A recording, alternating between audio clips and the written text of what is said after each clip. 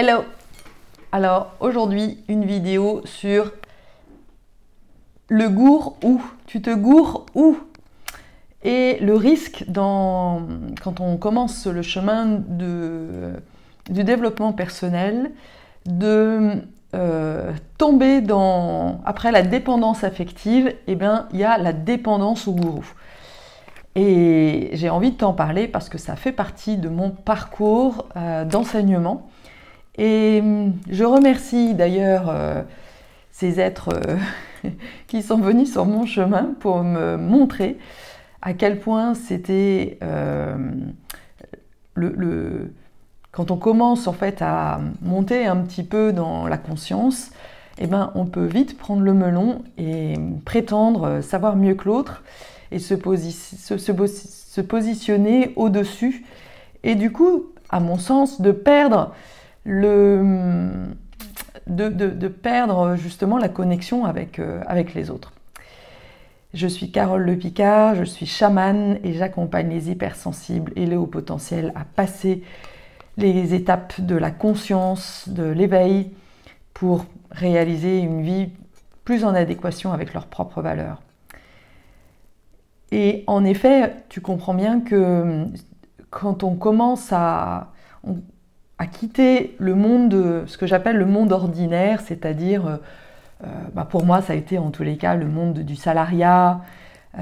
C'était l'époque où j'avais quitté le monde, déjà Paris, mon statut social. Donc, je commençais à sentir que les choses bougeaient en moi et il y avait un appel à aller plus dans mon corps et partir à la recherche de mon être. Je me souviens que c'est le moment où j'avais réalisé mon thème astral qui a été un grand moment pour moi. C'est la raison pour laquelle d'ailleurs j'intègre ce thème astral dans mes accompagnements parce que ça a été très fort pour moi. Et ce que le thème astral justement m'enseignait, c'était que mon chemin, c'était le chemin de l'être.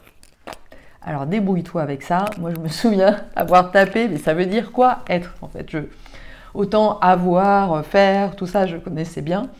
Mais le chemin de l'être, c'était vraiment un monde inconnu pour moi. Et à ce moment-là, j'ai senti l'élan.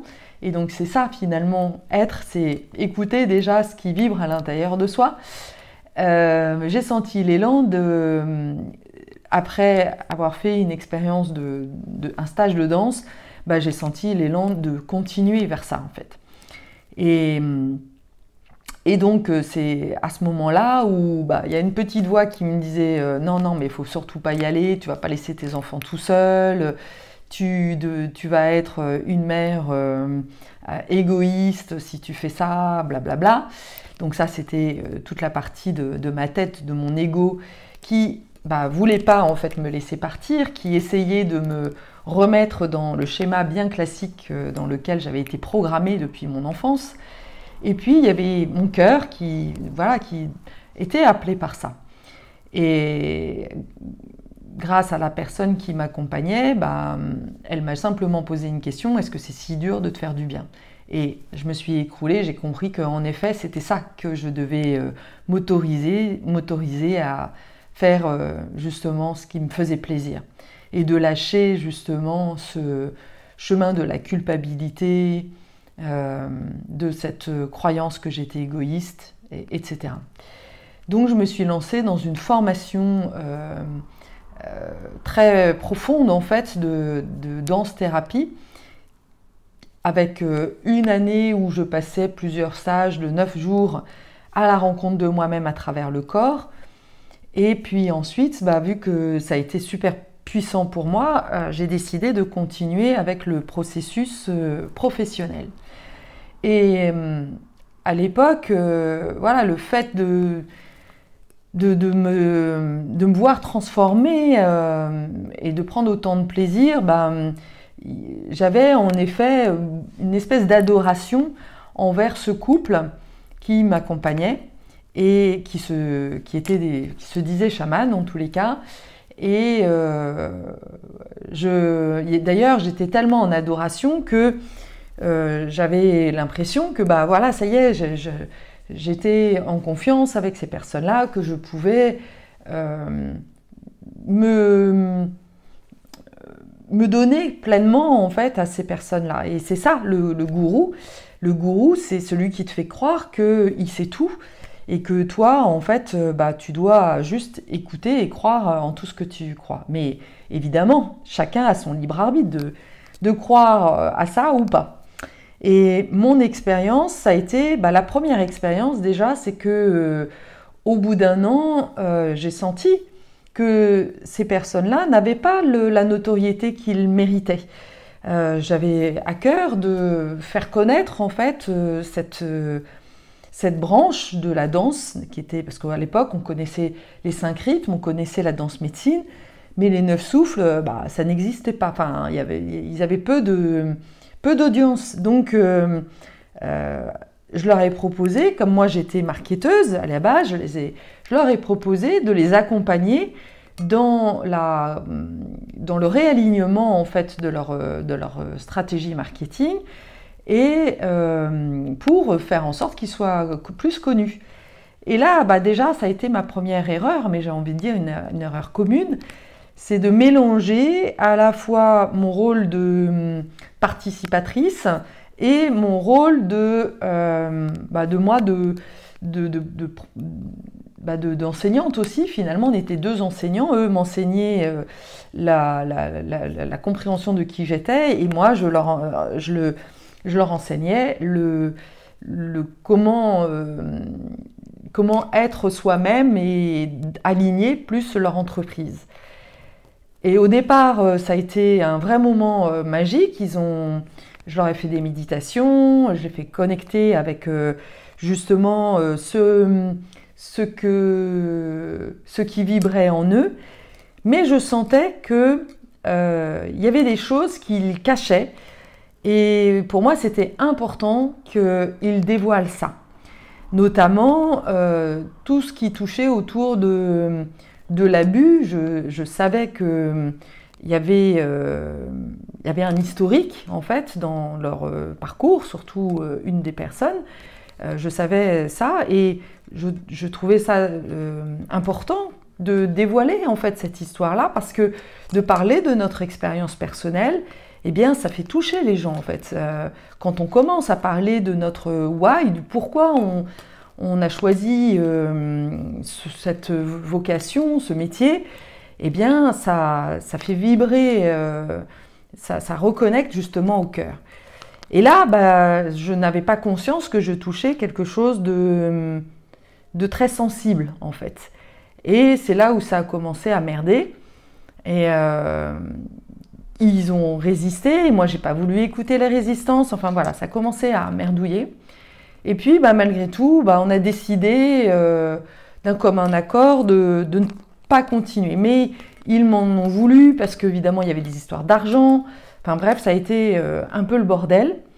Mais moi je pensais qu'on avait quand même réussi à traverser ça parce qu'ils avaient demandé conseil, ils s'étaient rendus compte que bah, ça avait été aussi une erreur de mêler les choses. Mais au lieu de s'excuser, de reconnaître que c'était leur responsabilité, c'était eux les enseignants, c'était eux qui devaient tenir le cadre, eh bien ils m'ont fait déjà porter un petit peu la responsabilité de ça. Et puis lors d'un stage, il y a eu un deuxième événement qui est venu se rajouter là-dessus, c'est que lors des stages qui se passaient à Biarritz, je prenais ma chienne avec moi et à un moment donné, nos 2 chiens se sont frités. Ma chienne est venue agresser en fait la chienne des formateurs. Et le formateur qui était là en fait, qui accompagnait son chien à un moment où ça s'est passé, là encore m'a renvoyé en fait que je ne tenais pas mon chien, que je devais être maître de mon chien et que c'était inadmissible de ne pas tenir mon chien. Et moi, j'ai senti à ce moment-là qu'il y avait quelque chose qui n'était pas juste, parce que là encore, eux étaient censés être des enseignants. Lui, en plus, était censé justement représentait le masculin, un masculin aligné, qui justement contrôle les choses, mais il avait lui-même été dans la même situation que moi, c'est-à-dire débordé par la situation, incapable de protéger son chien, et en fait, il me renvoyait que c'était moi qui étais la méchante, alors que lui n'a pas su non plus protéger son chien. Et j'ai commencé à, voilà, là, mon image vis-à-vis de ces personnes que j'adorais, un peu comme des dieux extérieurs, a commencé à s'effriter. Et j'ai commencé à me poser des questions. Et lors de la formation professionnelle, eh bien, ça s'est accentué parce que ils ont proposé à une des danseuses de faire une expérience, de se lancer dans une expérience. Et elle démarrait, elle ne savait pas très bien comment faire. Et évidemment, elle n'a pas été top. Et au lieu d'encourager et de reconnaître que bah oui, elle s'était plantée, mais que c'était pas grave, c'était une expérience, et de réaligner les choses, eh bien, là encore, ils l'ont un peu massacré, ce qui a provoqué un mouvement dans le groupe, beaucoup de questionnements, parce que on a commencé à se rendre compte qu'il n'était pas aligné en fait. Et voilà, ça s'est encore revécu dans les différents stages. C'était leur premier stage de formation, enfin leur première expérience de formateur. Et au lieu de reconnaître leur humilité, le fait que ils avaient à apprendre et d'être vraiment dans un modèle d'apprentissage, je fais des erreurs et c'est ok. Ce que nous, on était prêts à vivre, eh bien, ils ont continué à se positionner comme des sachants et à chaque fois que ça se passait mal, à nous renvoyer qu'on était des bandes d'incapables et qu'ils n'avaient pas, ils auraient espéré que on sache mieux que ce qu'ils avaient imaginé. Ce qui a été hyper violent en fait. Nous, on était là pour apprendre, donc c'était normal qu'on ne sache pas. Et finalement, ils n'ont eu de cesse que de nous dévaloriser pour essayer de sauver en fait leur image et continué à avoir le sentiment, l'illusion, j'ai envie de dire, de continuer à savoir.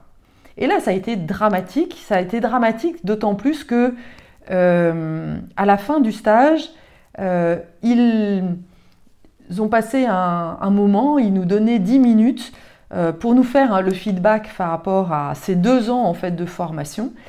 Et alors là, c'était le summum parce qu'ils se positionnaient carrément en Dieu tout-puissant, puisqu'ils décidaient de qui pourrait continuer à rentrer en fait dans l'école des 9 souffles, ou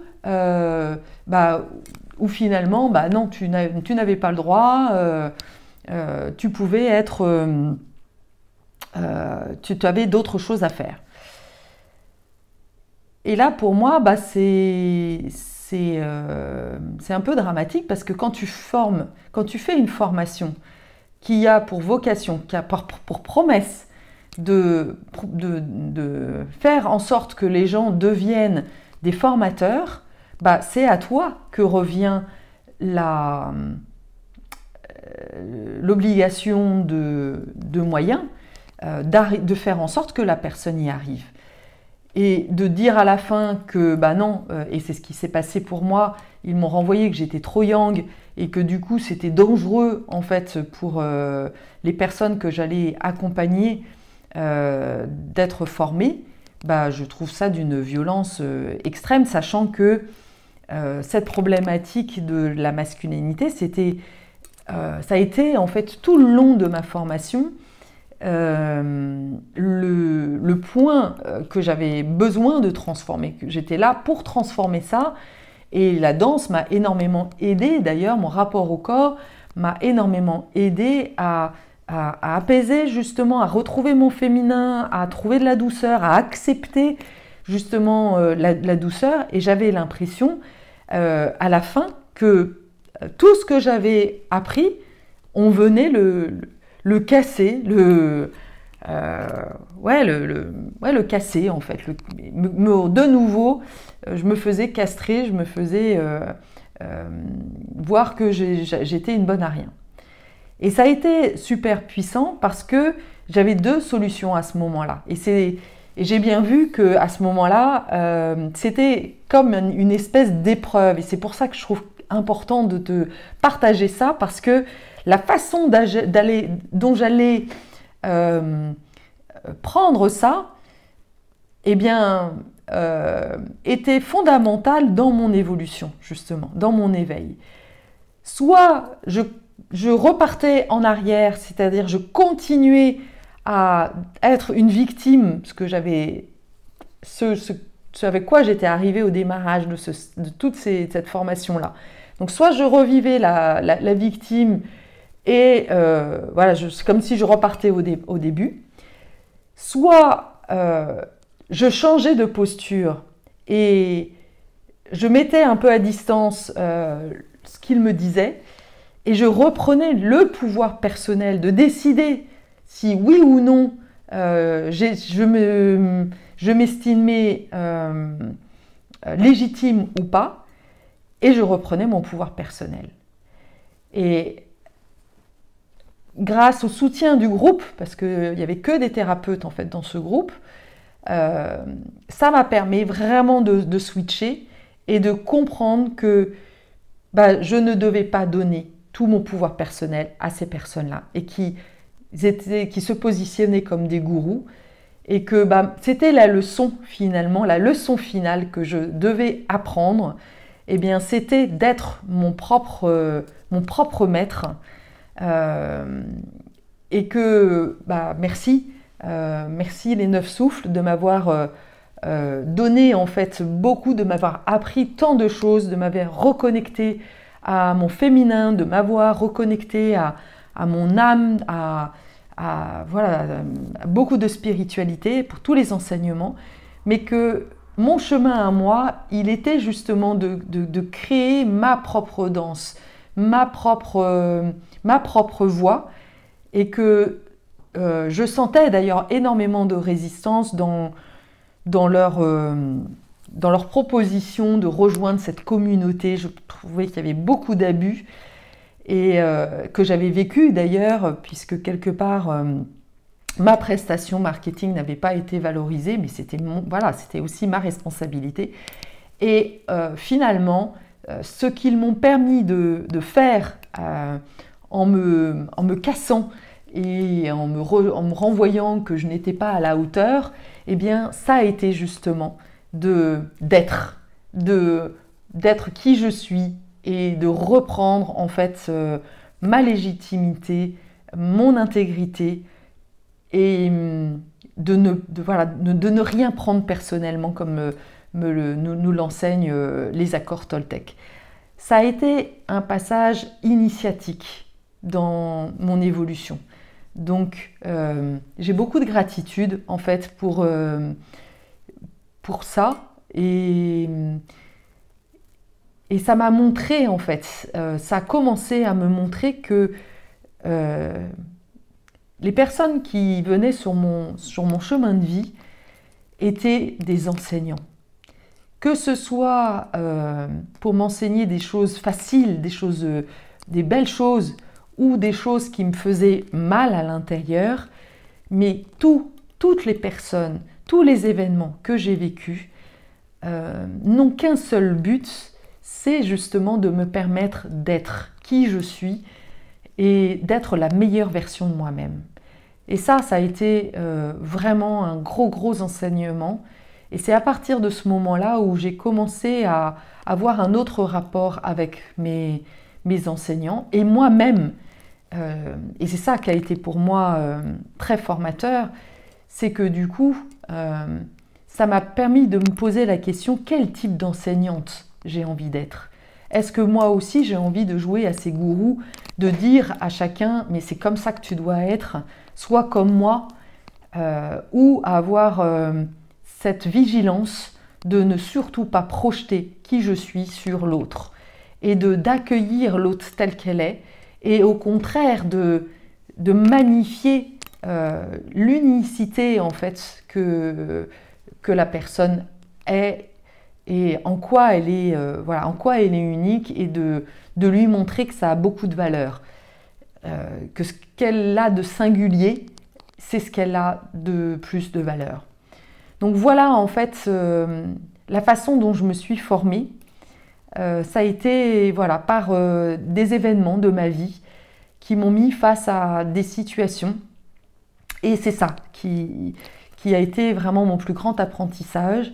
J'ai pas eu besoin de me former au coaching parce que quelque part j'ai rencontré mes plus grands maîtres voilà, à travers les épreuves que j'ai appris. Et ça, c'est vraiment quelque chose que j'ai vraiment envie de partager, parce que parfois on se lance dans des formations, on vit des choses qui sont compliquées, des conflits avec les formateurs, et on se dit mais voilà, je suis un bon à rien, j'arrive pas au bout. Non, c'est certainement que justement tu as une forte personnalité et que tu as toi à proposer quelque chose d'unique. Voilà, c'est ça que j'avais vraiment envie de partager. Merci de m'avoir suivi.